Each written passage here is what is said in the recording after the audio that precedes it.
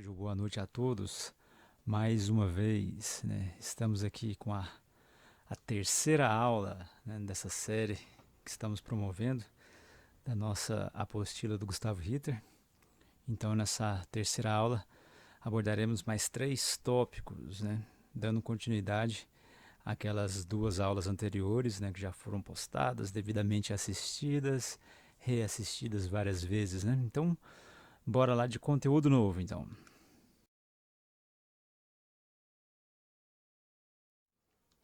Então, pausas. Eu não sou muito adepto desse termo, mas é um nome bastante popularizado já, né, no meio musical, onde estudamos as pausas. Estudamos as figuras de silêncio, né, nas aulas anteriores, vimos os seus valores e agora vamos então entrar nesse novo reino, né, chamado de pausas. Às vezes um grande desafio para todo mundo é encontrar as pausas e realmente obedecê-las, né? Então o que seriam pausas, então, né? Como eu já havia dito, que a gente estudou as figuras de som, né? Então existe uma figura de silêncio para cada figura de som. Então é isso que nós iremos estudar hoje, né, nessa aula. Hoje ou qualquer dia que você revisitar este, este vídeo no YouTube, né? Então os seus valores são idênticos. A gente precisa ter isso em mente. É a coisa mais importante para a gente saber a respeito das pausas ou das figuras de silêncio, como eu gosto de chamar, são os seus valores. Ou seja, que valor que é esse que a gente está se referindo, né? O valor das durações, porque uma figura de som nada mais é do que uma figura que representa uma duração, né? Ela não representa nota, não representa nada, representa apenas duração. A altura, né, o som que a gente vai obter, onde isso vai ser executado, se é numa partitura para percussão ou numa partitura para violino numa orquestra, nós estamos olhando para as durações, né? As figuras representam isso. Então é essa a parte mais importante que vocês precisam ter em mente, né? Que cada figura que a gente está olhando para a pauta, ela representa duração, né? Então nós temos que saber essa parte matemática da música, onde muitos se perdem ou acham difícil, né? Mas a questão é matemática. Nós estamos olhando para valores, né? Durações que podem ser mensurados, né? Então podemos medir isso em tempo, em segundos, né? Em milésimo de segundo. Então é essa questão que nós iremos abordar aqui nessa aula, né? Então já fica a dica, né? Para cada figura de som que a gente estudou, né? Aquele lance, né? De para baixo a gente divide, para cima a gente multiplica, né? Que foi o termo que eu utilizei. E isso vale para as pausas. Por quê? Porque as pausas, elas são uma para cada figura de som, ou seja, a sua duração é a mesma, é idêntica. Então, as regras para as subdivisões também são as mesmas. Se contamos para cima, multiplicando o valor da figura pelo dobro da sua duração, né, desse valor, o mesmo se aplica às figuras de silêncio, né? Então, se para baixo eu divido, né, e as figuras vão ficando mais curtas, os seus valores vão ficando menores, a gente faz a mesma coisa também com as figuras de silêncio, né? Então, como funciona isso, né? Temos os nomes das notas que a gente já conhece, já viu, né, já tem trabalhado esses dias. Então, temos a figura para cada, né, uma delas, né? A semibreve, a mínima, a semínima, a colcheia, a semicolcheia, a fusa e a semifusa. É muito importante a gente bater o olho e já reconhecer que figura que é. Essa memorização ela é muito importante para agilizar a nossa leitura, né? Então, quantas perninhas tem, né? Quantas cabeças tem? Cabeça vazia, cabeça cheia, né? Bolinha vazia, bolinha cheia. Eu não sei qual foi a nomenclatura que você utiliza nos seus estudos, né? Mas é importante, sim, bater o olho na figura e já saber qual figura que é e o seu valor, principalmente quando esse valor já foi atribuído, né? Seja, né, valendo o dobro, valendo metade, valendo um terço, valendo um quarto. Então é importante que a gente já fique atento aos seus valores. Então vamos lá. Se temos a figura da semibreve como a primeira, a figura de maior valor nesse caso, né, temos uma pausa de semibreve, também comumente chamada de chapeuzinho para baixo, né? Chapeuzinho para cima, perdão, né? Chapeuzinho para cima, né? Uma cartola seria isso, né? É a pausa de semibreve. E a pausa de semínima é um chapeuzinho para baixo, né? O famoso chapeuzinho. Não sei quantos já ouviram esse termo, mas ele é bem popular, né? Então, as pausas mais, digamos, difíceis de se analisar são essas duas, porque você pode confundir, já que são bem parecidas, né? Uma está de cabeça para baixo e outra não, né? Então, fique atento aos chapéus, né? Então, temos a semínima, né? Que é, essa pausa parece mais um risco, né? Essa pausa é bem fácil de identificar, né? Então, a pausa de semínima é como se fosse esse rabisquinho, né? Na pauta. A pausa de cocheia, ela já é bem semelhante. Por quê? Porque ela tem uma haste, né?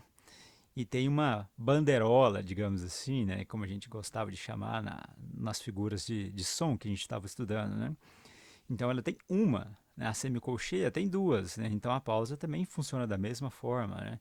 Então é semelhante nesse aspecto, é como se fosse a própria figura, né? Olha só o exemplo da fusa também 3 e a semifusa 4. Apenas o que é omitido seria então, entre aspas, a cabeça da nota, né? É claro que essa bandeirola, entre aspas, né, sendo bem genérico aqui, ela está um pouco estilizada, né, como uma bola, né, então meio enrolada, mas ela fica mais fácil da gente memorizar se a gente analisar comparando com a figura de som, né? Então fica bem prático da gente poder entender como funciona as pausas relacionando ela com as figuras de som, né? Então, a gente pegar a apostila na página 35, a gente vai ter esse exemplo, né? De marcar os pulsos, né? Na letra A e na letra B. Então é dado uma pauta, né? Com algumas notas e algumas figuras rítmicas e tem um cálculo matemático para a gente poder fazer aqui, né? A gente sempre tem feito isso nas aulas, né? De comparar uma figura com a outra, ver o valor de uma em relação da outra, onde está o pulso. Isso tem que se tornar um hábito para nós, né? Então a primeira coisa que a gente tem que analisar, que né, a proposta do exercício foi que a colcheia valeria um tempo. Logicamente, se a colcheia vale um tempo, as figuras abaixo dela irão valer a metade e assim, né, por diante. E as figuras acima dela valerá o dobro. Por isso eu gostei de elaborar aquela regra e falar para vocês. Para cima eu vou multiplicando a figura e para baixo eu vou subdividindo ela, né? Então, como ficaria a marcação do tempo neste exercício, né? Então, o tempo está na minha cabeça de nota da minha primeira semicolcheia, né? Já que ela vale metade da minha colcheia, certo? Então, temos aí um contratempo, né? Tá, tá, duas notas para o mesmo tempo, né? Uma nota no chão, eu gosto de falar sempre, e uma nota no teto, né? Uma forma de brincar assim, né? Então vamos lá para as próximas marcações de pulso. Temos uma colcheia, uma figura de pausa, né? Uma figura de silêncio, que significa a minha colcheia. Então ela vale um tempo, mais outra, novamente o mesmo do primeiro tempo, né? Um grupo de semicolcheias, mais uma colcheia isolada. E agora eu tenho uma semínima. A semínima é a primeira figura anterior à colcheia. Logo, ela vale o dobro, né? Então, ela vale dois tempos ou dois pulsos. Não sei como é que vocês gostam de chamar, né? Novamente, igual ao primeiro caso, mais dois tempos. Aqui eu tenho mais uma outra pausa de colcheia, mais uma figura de colcheia. E agora a pausa da semínima, né? Se vocês olharem ao quadro ao lado, vocês vão verificar. Então, se a semínima vale dois tempos, a pausa de semínima também, né? Então, mais uma vez, né, aquela mesma figura rítmica do início, completando no final. Então, como ficaria a execução desse solfejo?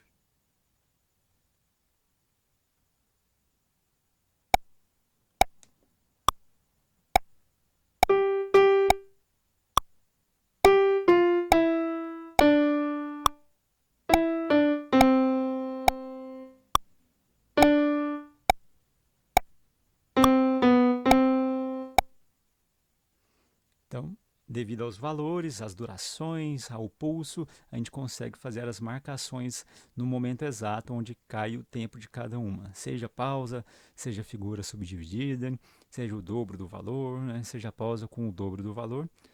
Próximo exemplo, então, temos agora a semínima valendo um tempo. Então, logo na primeira nota é um Dó, valendo um tempo e uma pausa, respectivamente, igual à sua figura com o mesmo valor. Uma pausa de semínima. E agora uma colcheia. Se a gente olhar o quadro, a colcheia é a primeira figura que vem logo em seguida a semínima. Então ela vai valer meio. Então temos o pulso aqui, caindo na primeira figura, mais meio do seu contratempo. Temos somados, então, meio com meio dá 1. Então o pulso cai na primeira colcheia. Novamente, na minha semínima. E agora eu tenho um chapeuzinho para baixo, que fica na mesma linha, na terceira linha. Então eu tenho o que agora? Uma pausa de 2 tempos, uma pausa de mínima, seguida novamente da mesma célula rítmica anterior, da minha colcheia, que valendo metade. Aqui eu tenho uma pausa de semínima. E o interessante acontece aqui. Eu tenho uma pausa no tempo de chão, que cai, justamente tem um contra de semínima, perdão, mais uma vez, de colcheia. Então a pausa cai no tempo de chão e a nota Sol cai no contratempo. E temos a nota Dó mais uma vez, mais uma pausa de semínima, valendo 2 tempos. Novamente uma mínima, uma pausa de semínima. E por último, finalizando em um Dó, 2 tempos, que vale o dobro da minha semínima, um Dó de mínima. Então vai ficar mais ou menos assim.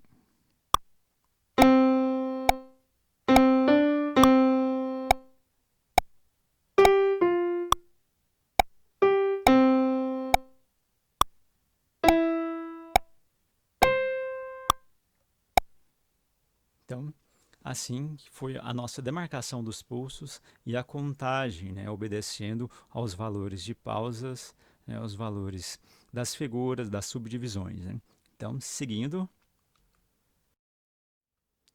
ligadura e ponto de aumento. Aqui a brincadeira começa a ficar mais séria, digamos assim.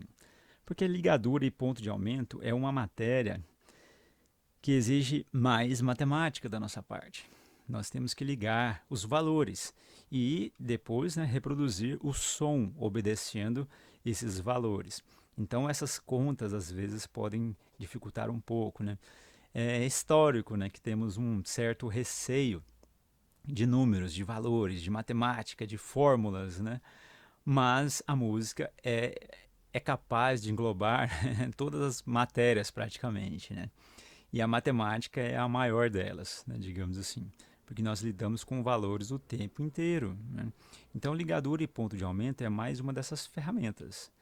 É uma das formas utilizadas para a soma de valores de mesma altura. Então, como assim mesma altura? A altura, quando a gente fala, a gente está falando de som, de nota. Então, a ligadura ou ponto de aumento que a gente vai ver a seguir, ela é capaz de mudar o valor dessas figuras. Mas, para isso, elas precisam estar na mesma altura, ser a mesma nota. Sendo a mesma nota, separadas e ligadas através de uma ligadura, por exemplo. É isso que a gente vai ver agora. Graficamente, para a gente poder entender, funciona assim. Temos o ponto de aumento, que é chamado. Então, nessa primeira figura à esquerda, temos uma nota, uma semínima, e um ponto. Este ponto tem uma utilidade, a gente vai ver agora. E do lado temos também a mesma nota, uma semínima, porém com uma ligadura entre duas notas. Então, o que significa cada um deles? O ponto ele é capaz de ser, no caso, a metade da próxima figura. Mas o importante é isso que vocês precisam saber. O pulso não é alterado. Há a soma das durações. Então, o pulso não será alterado. Mesmo o ponto valendo metade, como eu disse, que a gente vai ver mais específico daqui a pouco, o pulso não é alterado. E a ligadura, da mesma forma. O pulso, aquela batidinha do metrônomo, ou o pezinho que você fica batendo no chão, ele não é alterado com essa figura de ponto ou ligadura. Então, como ficam as diferenças e as semelhanças de cada um? Então, ambos precisam estar na mesma altura. Lembrando que ligadura de notas, né, ligadura rítmica é uma coisa, ligadura de frase, aí vocês vão ver em matérias mais específicas do instrumento de vocês, né? Mas ligadura de nota, essa ligadura rítmica, é o que a gente vai analisar agora, né? Ela precisa estar na mesma altura, assim como o ponto, né? Por quê? Porque o ponto vale metade da figura, certo? Da próxima figura. Exemplo, eu tenho uma semínima. Qual que é a próxima figura? Colcheia. A colcheia não vale metade da minha semínima, então essa figura é exatamente o meu ponto.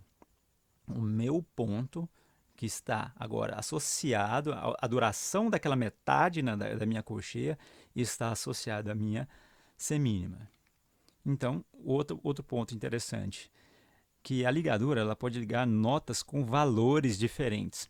Por exemplo, você pode ligar uma semínima com uma semifusa, né? Não tem problema, né? Os valores você está ligando através da ligadura, mas você não pode colocar um ponto de aumento, né? Por isso que o ponto de aumento vale a metade, né, da próxima figura. A ligadura, como eu disse, ela pode ligar valores diferentes, não é alturas diferentes, mas esses valores são notas com durações diferentes. A mesma nota, né, na mesma altura, com valores diferentes, podem ser ligadas através de uma ligadura. Porém, o ponto de aumento só pode ser utilizado com o valor da metade da figura. Então, o interessante da ligadura, como no exemplo gráfico acima, ele permite ligar uma figura à próxima figura do próximo compasso, né? Então, isso é muito utilizado. Às vezes você quer prolongar uma duração de uma nota e ela tem uma barra de compasso interrompendo aquele som. E você não pode colocar mais um ponto, por exemplo, né, para aumentar um pouquinho a duração. Mas você pode utilizar uma ligadura, né, que liga o som dessa nota até o som na próxima nota, no próximo compasso. E o legal do ponto de aumento são as possibilidades rítmicas que você pode criar, né, através desse ponto. A grafia fica mais interessante também, né, esteticamente mais confortável de se ler, né? Então, por exemplo, temos um exemplo na página 39 que utiliza a ligadura e o ponto de aumento, né? Então, como fica essa questão? A primeira coisa, antes de mais nada que vocês têm que fazer, é saber onde está o pulso, porque sem o pulso não há vida, né? Se você ver um filme, né, a primeira coisa que um médico, um paramédico, um policial chega quando vê um corpo é ver se ele tem pulsação, né? Então, sem o pulso, a gente não consegue saber se está vivo esse solfejo, né? Eu olho para ele e não sei onde está o pulso, eu não sei o que fazer com ele. Então, a primeira coisa que a gente tem que fazer é marcar o pulso. Então, como fica essa questão? Temos, então, uma colcheia pontuada. Logo, a colcheia pontuada, né, tem um tempo nela, que ela é a primeira nota, e o ponto indica que eu tenho uma semicolcheia dentro dela, ou seja, eu associo a duração de uma semicolcheia dentro da minha colcheia, né? Então, o contratempo que eu tenho mais uma semicolcheia, né, que está na nota Fá, e logo depois eu tenho mais uma colcheia, né? No próximo compasso, eu tenho uma ligadura. Então, como é que fica a marcação do tempo? Normal, né? Eu utilizo a primeira nota, estendo a duração dela até a próxima nota e eu tenho um contratempo no Si, depois mais um tempo na minha semicolcheia, próxima figura, né? Eu tenho uma semínima, né, com ligadura, né? Percebam que é a mesma nota. Eu poderia colocar uma semínima pontuada neste compasso e preencheria tranquilamente, né?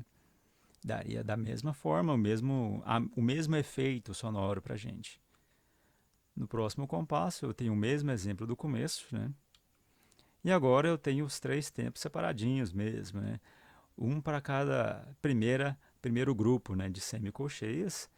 E olha só o que eu acabei de falar, né? A minha semínima lá atrás, né, no Dó, ligada na minha colcheia, né, poderia ser escrito como uma semínima pontuada normalmente, né? Então eu tenho três tempos certinho também. Então, como ficaria isso?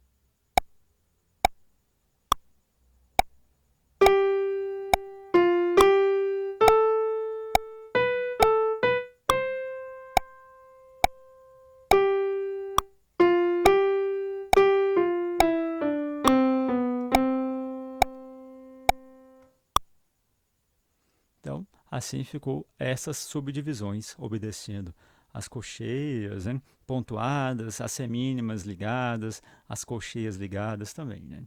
Então vamos dar continuidade. Olha só que legal. Duas coisas escritas, né, ritmicamente diferentes, né? Olha só, mas com durações iguais. A rítmica que eu quis dizer que é diferente é você bater o olho e parece que está diferente, né?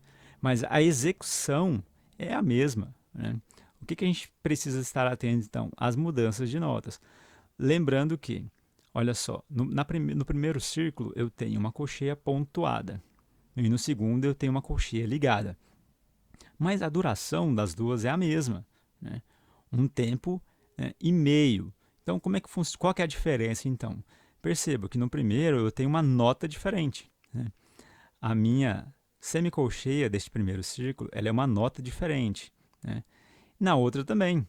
Olha só, que legal isso, né? Só que a forma escrita foi usada, né, diferente, justamente para a gente poder entender essa variação, né?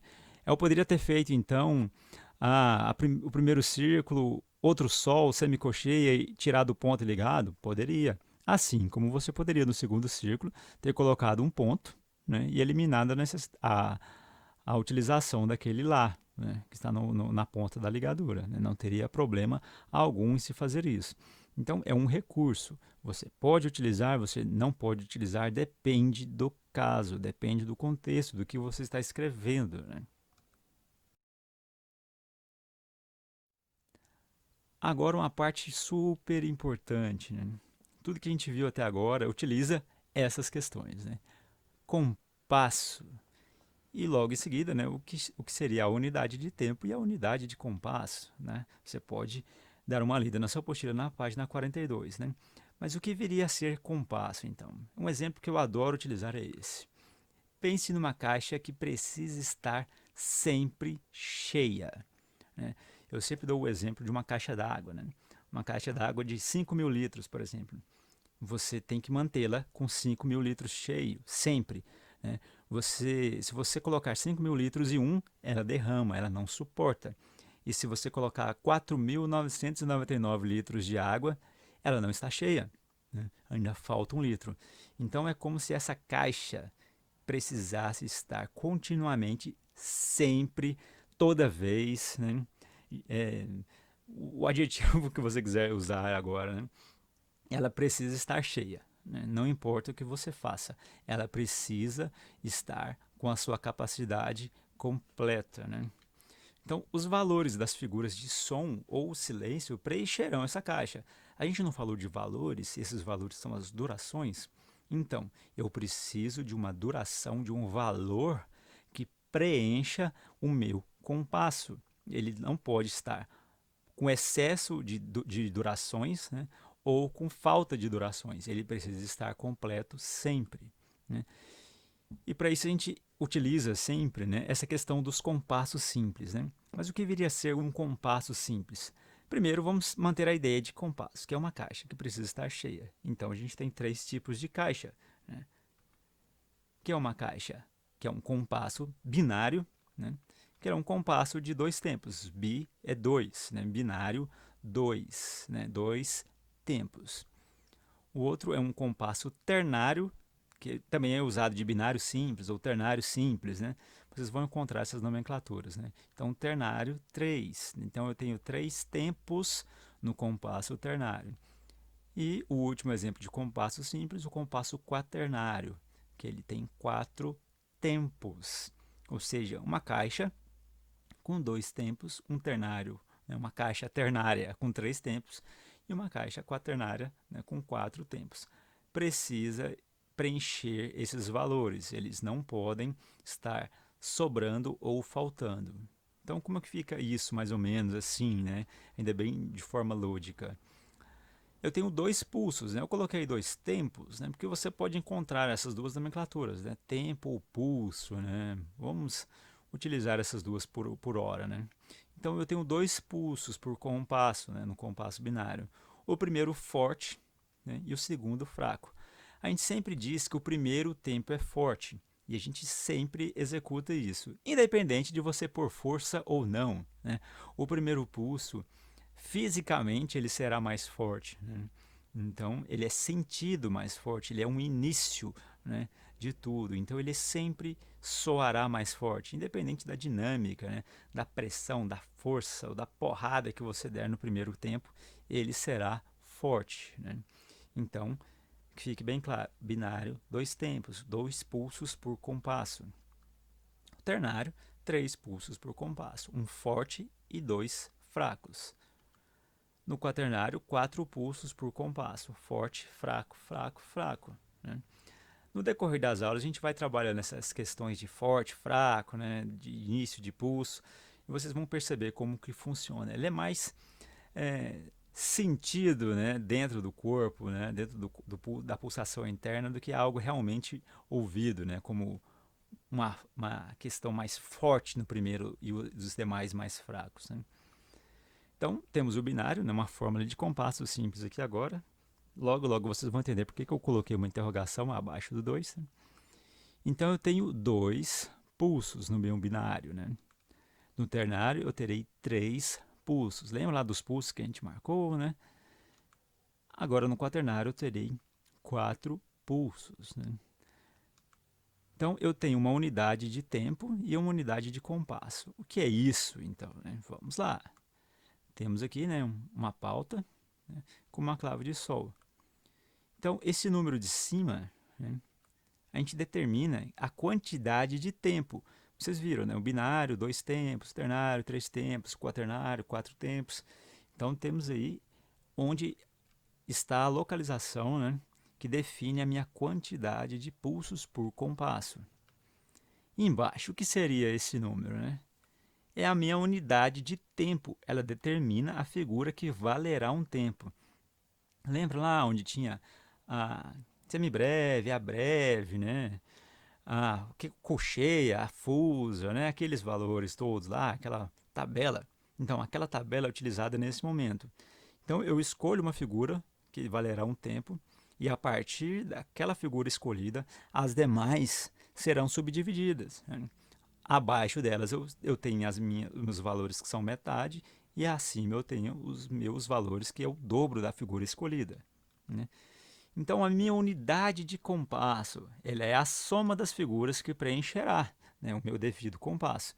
Então, a minha unidade de tempo é a figura que vale um tempo. E a minha unidade de compasso é a soma desses valores que preencherá o meu compasso.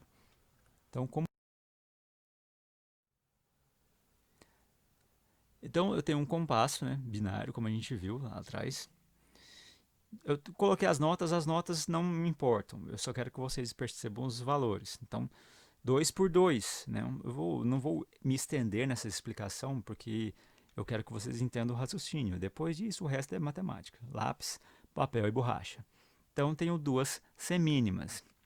Se eu somar essas 2 semínimas, qual que é a figura anterior? Ah, perdão, as minhas mínimas. Eu tenho 2 mínimas. Se eu somar esses 2 valores, eu terei o quê? Então, eu terei uma semibreve. Abaixo eu tenho um compasso 2 por 4, significa que é um compasso binário, 2 tempos, né, por compasso, e a figura de valor número 4 é a minha semínima. Então, eu tenho 2 semínimas, se eu somá-las, eu terei uma mínima, que valerá o dobro. Ela é a minha unidade de compasso. No meu compasso ternário, 3 por 4, né, eu tenho 3 semínimas, ou seja, 3 tempos. Né? E a figura que vale um tempo é a minha semínima. Logo, eu preciso ter 3 semínimas para preencher, né, os valores deste compasso. Porém, se eu somar semínima com semínima, qual figura que eu tenho? Eu tenho uma mínima. Né? Se eu somar a minha terceira semínima que sobrou, eu terei metade da minha mínima, que é o meu ponto, lembra? Conteúdo visto agora. Então, eu tenho no meu compasso ternário, né, 3 por 4, a minha mínima pontuada. Se fosse 3 por 8, então, eu tenho 3 colcheias, né, que é 3 tempos, que é do compasso ternário, mais o 8, né, que é a minha figura de colcheia. Então, eu tenho 3 colcheias. Se eu somar colcheia com colcheia, eu terei uma semínima. Ficou sobrando uma colcheia. Se eu somar, eu terei o meu ponto, a minha colcheia pontuada. Perdão, a minha semínima pontuada. Agora o compasso mais utilizado da face da Terra, né? Um compasso 4x4, onde 95, né? Talvez eu esteja chutando baixo, né? 95% das músicas do mundo é feita, né? As músicas do mundo e as músicas evangélicas também, né? Fazendo uma brincadeira à parte aqui, né? Ela utiliza o compasso quaternário, né? 4x4, o famoso, né? Então eu tenho um grupo de 4 semínimas dentro de um compasso, né? Se eu somar semínima com semínima, eu terei uma mínima. Se eu somar mais 2 semínimas, eu terei 2 mínimas, semelhante ao primeiro exemplo lá, né, do compasso binário. Então, se eu somar as 2 mínimas, eu terei então uma semibreve, preenchendo 4 tempos, né? Mesmo exemplo aqui agora com as minhas 4 colcheias, se o compasso fosse escrito em 4x8, né? Somo as 2 primeiras colcheias, teria uma semínima. Somo as duas últimas, né? Outra semínima. Somando as duas semínimas, né? Eu terei uma mínima, né? Então é isso, fique atento às contas, né? Vocês precisam entender como funciona a matemática desses valores. Até agora a gente tem visto valores, matemática, números, soma, multiplicação e divisão, né? A música cabe aos seus dedos e à técnica do instrumento que você está utilizando, ao canto, né, por exemplo, ou a um pandeiro, né? Todas essas regras são aplicadas a isso, né? A leitura. Então, volte o vídeo, assista novamente determinada parte, faça sua anotação, fale comigo na aula, mande mensagem, escreva um comentário, não sei, mas não fique quieto. Se caso não tenha entendido, né, pergunte. Só assim a gente consegue, né, chegar mais longe. Então é isso, até a próxima aula, nos próximos 3 conteúdos, fechando a nossa apostila. Tchau, tchau, até mais.